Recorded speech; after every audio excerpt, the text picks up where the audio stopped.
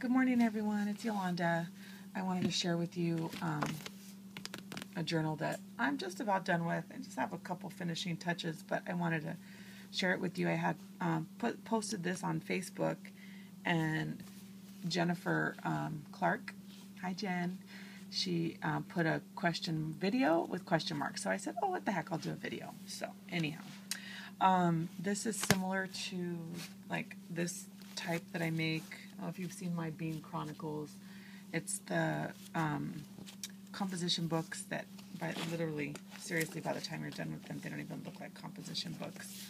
I based these on a tutorial by Tangi Baxter. She only has, I think, if I'm not mistaken, like not that many videos, but there's a 3-part video, 2 or 3-part video on how to do these. Super easy and fun, and they're so cool because, like I said, when you're done, they don't even look like composition books. So let me show you this one. What I do is I paint the front, back, and inside front and back covers with gesso, and then that's just to try to cover up like the cover, like the black. I'm sorry, goodness, I'm sorry. It's to cover, well, to set a foundation, to prime it, for me to paint, but it also helps to cover the cover, the black part of it. So and then with this one, I used just some green and blue to create sky and grass. And then a long time ago, I did a swap with Ruthie on YouTube. She's Scrap Chicky, and we did a mini swap, and it was home or family theme, and I made a house out of old boxes, actually Capri Sun boxes. This is before they changed to their new style. They used to be really good, nice, thick boxes. And I made a super cute chipboard album using this paper line. It's by Die Cuts with the View, called Mi Casa. And to me, it has like hacienda, Latin, Hispanic type feel to the paper, and you'll see it throughout. I'm going to show you right now. But so when I knew I wanted to do something that had to do with home, family type of a journal, so I created the house kind of the same way on the cover, just paper pieced it. And so that's what I did. Oh, I'm sorry. Gosh, all of a sudden I start yawning. I haven't been yawning for 30 minutes, and now all of a sudden I'm yawning, of course. And then, okay, so I glued down the house. On this part of the house, I have an old Stampin' Up! Stamp that has the definition of love. And so I stamped that on the bottom part, put a little heart on the door, stamped these little hearts across this part, and put some stamping around the house. I stamped some flowers. You see them right here. These I stamped in white. Obviously, you can see that. And then these were in early espresso from Stampin' Up.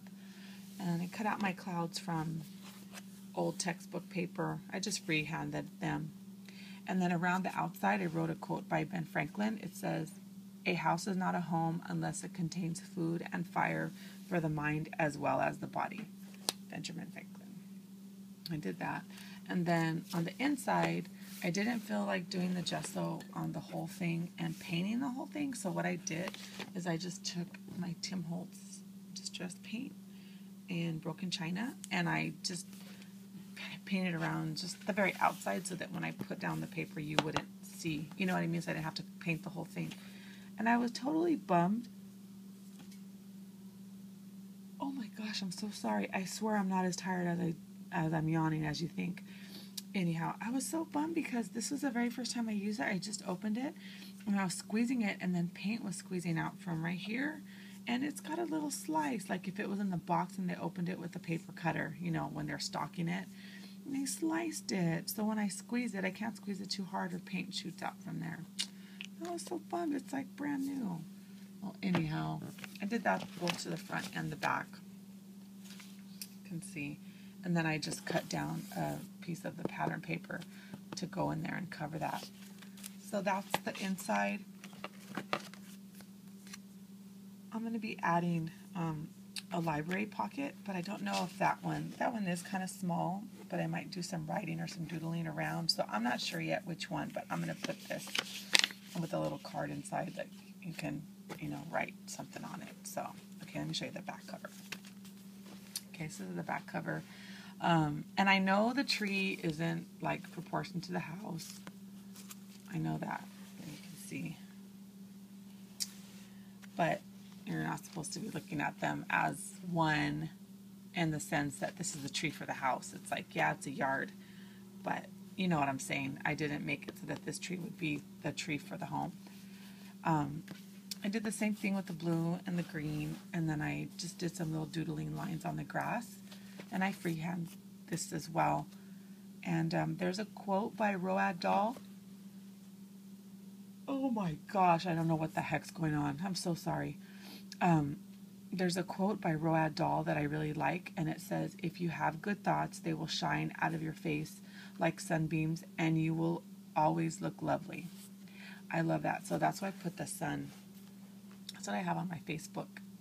I like doing suns like this. I don't know. If you've seen some of my work before, you would have seen this before.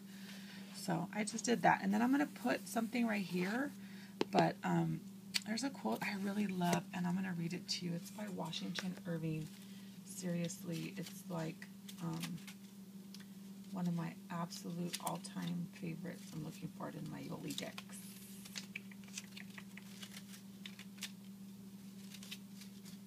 Anyhow, it's one of my absolute just favorite quotes. Okay. There is in every true woman's heart a spark of heavenly fire which lies dormant in the broad daylight of prosperity, but which kindles up and beams and blazes in the dark hour of adversity. So I thought that's really pretty, and I thought, oh, maybe I'll put that in the tree right here. But I don't know. I haven't decided yet. I was also going to put a quote by Elizabeth, what's her name? Elizabeth, the one that was married to that guy that was running, Elizabeth Edwards.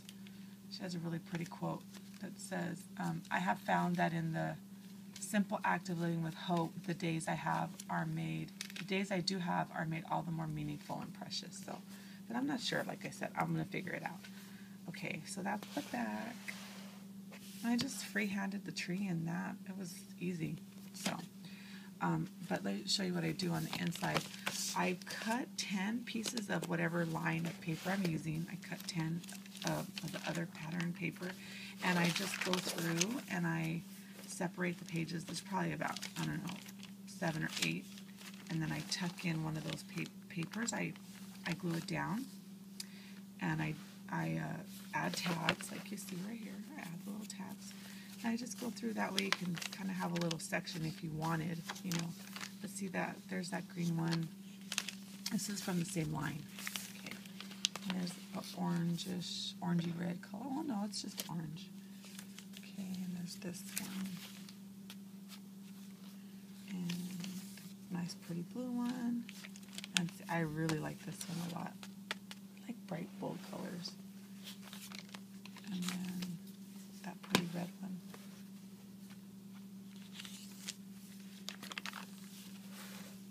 And that one. And then just a brown. And that one. And then the last one is this blue one. So all I have to do now is tie my, let me show you, just have to tie my ribbons around. What you do is you find the center, the very center of your book, and then you tie ribbon, well, like real thin ribbon, about, I only put 4 on here, but I usually do about 6.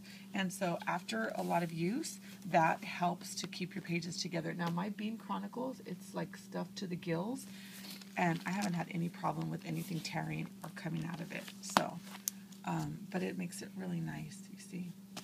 And so like I said, by the time you're done, doesn't even look like a composition book anymore.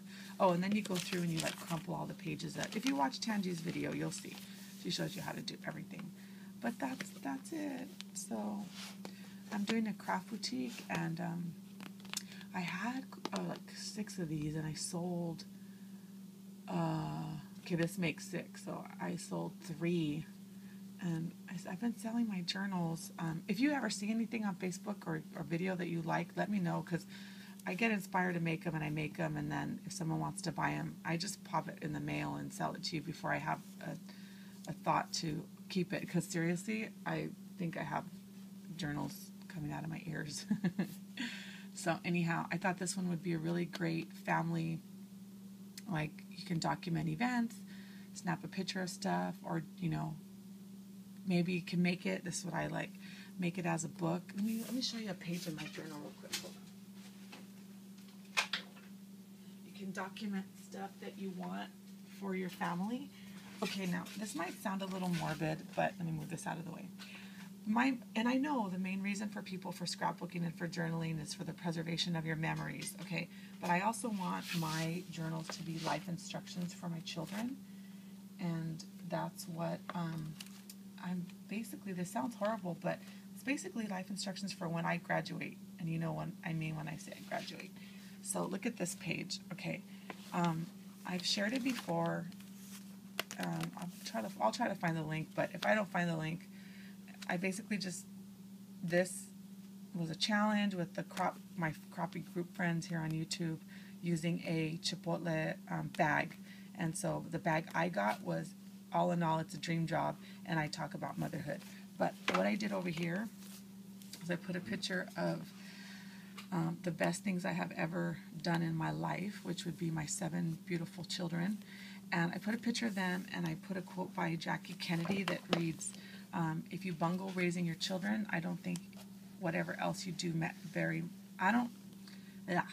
if you bungle raising your children, I don't think whatever else you do matters very much. Okay, so what I did was I created these tags that tuck behind the picture, and I date them when I feel like writing, and they are notes to them, telling them things to do, things not to forget, things that I've done or whatever that I want them to learn from, or just basically instructions. So I always would joke when my kids would say like things about raising, like let's see, how can I say it, like if we're having like a little rough spot with like the teen years or something, and I would always say, you guys don't come with instruction manuals, you guys don't, there's like not a book that says when this happens this is what you do. So this is my instruction manual to my children right here. See, I love this book. It's filled. Look at how this is my favorite one. Look at how filled it is. It's just a piece of my heart. Like seriously, it's my heart on paper. And yeah, I fill it with everything. I think this is all stuff that has to go in there. Things. Look at my Mario and Luigi. Look at Drew Frida Kahlo for me. It was so funny. He goes, Mom, she looks like a monkey. I go, well, then you're drawing it right. I was kidding. So these are like things. Oh, look at, this is the note to the tooth fairy from Aaron, because he lost his tooth. He like lost it. Not only fell out of his mouth, but he misplaced it. So, and then yeah. Oh, it's a note from my Monica. So see what I do. This was from the park. One day we had gone to the park and Drew found this. It was a day we had pancakes in the park. See, and I wanted to tape it right here. So anyhow, it's just filled with all of that stuff. But yeah, so that's what to me these books should be, is just a life instruction book. So well, that's what mine are for my kids, so they know like all that I was thinking. And I'm sure I'm gonna maybe take one with me, ask to be buried with it. But as far as that goes, anyhow, that's what this home one is about. Sorry to get off on a